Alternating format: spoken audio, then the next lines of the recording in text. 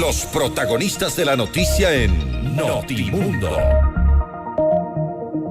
A esta hora el contacto es con el doctor Germán Rodas, coordinador nacional de la Comisión Anticorrupción, para hablar sobre estos allanamientos y detenidos por el caso de Nilsen Arias. Nilsen Arias, que es el exgerente de Comercio Internacional de Petroecuador entre el 2010 y 2017, quien habría sido parte de esta trama de corrupción que se gestó durante varios años en la estatal petrolera.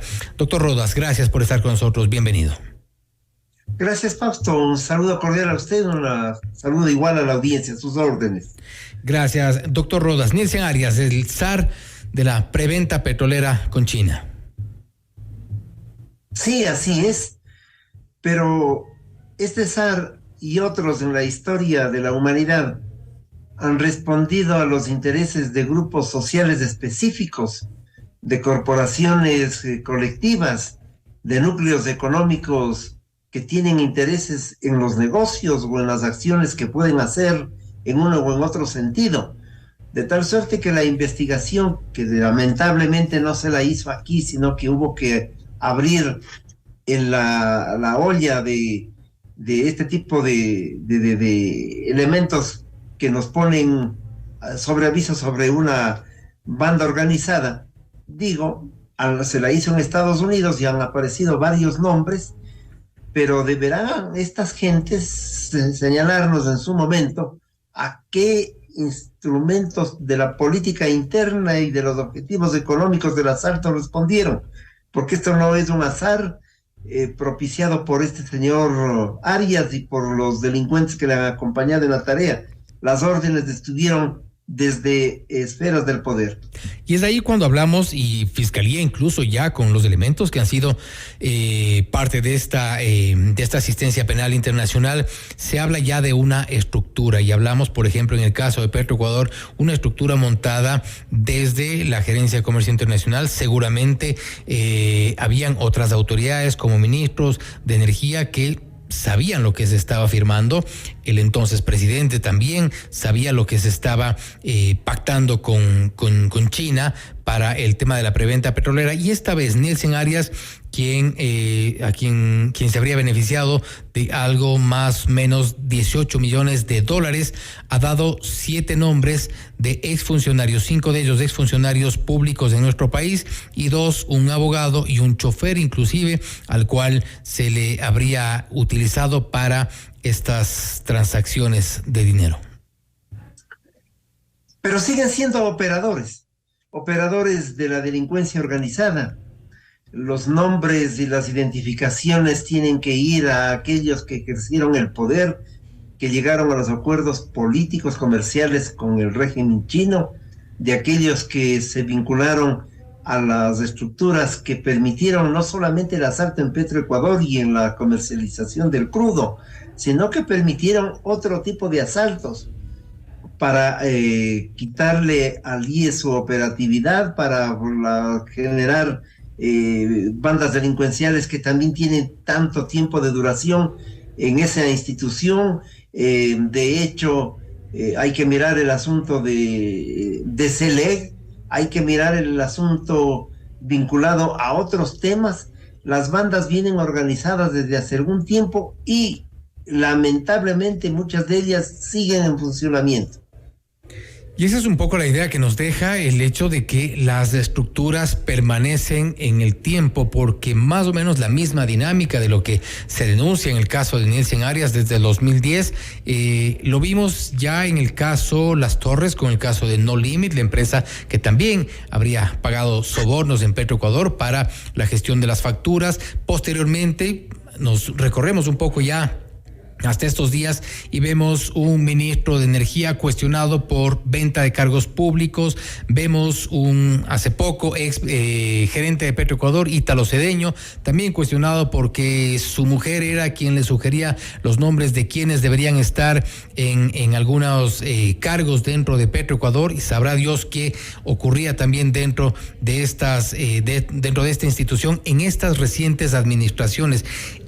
¿Es una trama, es una estructura que permanece en el tiempo? Sí, definitivamente. Ahora nos explicamos por qué hay determinados personajes que quieren comprar los cargos a montos que son increíbles cuando los sueldos son bajos, porque seguramente desde allí lo que logran es obtener ventajas de poder, toman decisiones fundamentales, hacen los arreglos comerciales. El costo-beneficio. Evidentemente, y son los operadores de una política del asalto, que esta política del asalto, de hecho, al menos en materia de Petroecuador en los años anteriores, era conocido a niveles altos, eso es evidente. Y lo grave es que mientras ocurren estas circunstancias, nos quedamos persiguiendo a delincuentes que se han llevado cosas pequeñas, hay que perseguirlos y hay que encerrarlos, no quiero decir lo contrario, o se fundan oficinas para hacer papers, documentos y estudios sobre elementos estructurales, supraestructurales, etcétera, que no contribuyen en nada cuando la lucha contra la corrupción es un asunto de manera directa. Hay que poner los presos sujetos a estas mafias que giran alrededor de los cargos y de los diversos cargos durante algún tiempo. Es un sistema rotativo y evidentemente no hay que favorecer la impunidad. Eso es lo que demanda el país, y esto, al no hacerlo, es otra forma de corrupción. ¿Hasta cuándo podemos pensar o tener esa esperanza de que no se garantice la impunidad en nuestro país? Porque, bueno, hemos visto detenidos, hemos visto procesados, el caso de Carlos Pareja y Nuseli, el caso, por ejemplo, reciente de Alex Bravo, quien recuperó su libertad. No obstante, una de las casas que tenía fue entregada a su esposa. Hay $12 millones que se encontraron en las cuentas en Panamá. No vemos esos 12 millones en las cuentas de Ecuador. ¿Qué nos garantiza que esto no sea una frase repetitiva de hace 10, 12, 15 años? No a la impunidad, pero el resultado es el contrario.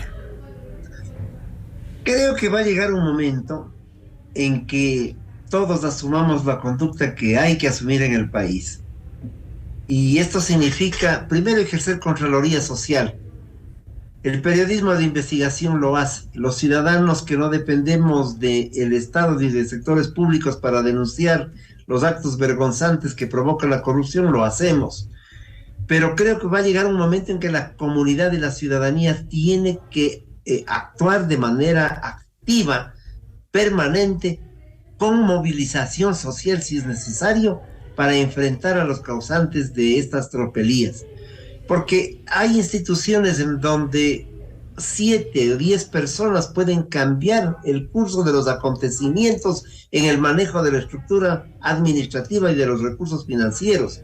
No es que todos los empleados son malos, pero hay 5, 7, 10 personas que generan las condiciones para el asalto y que se mantienen por años en esa actividad. Y claro, cuando hay desajustes o compran el cargo, las mafias lo hacen, o desde luego se ubican en uno o en otro puesto a pretexto de ser funcionarios de carrera.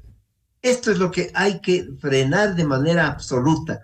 Yo creo que es hora de hacer, por lo tanto, una auditoría a lo que llaman estos funcionarios de carrera de altísimo nivel en CELEG, en Petroecuador, en el IED, por dar 3 instituciones claves que manejan, además, como en el caso de Petroecuador, una cifra fundamental.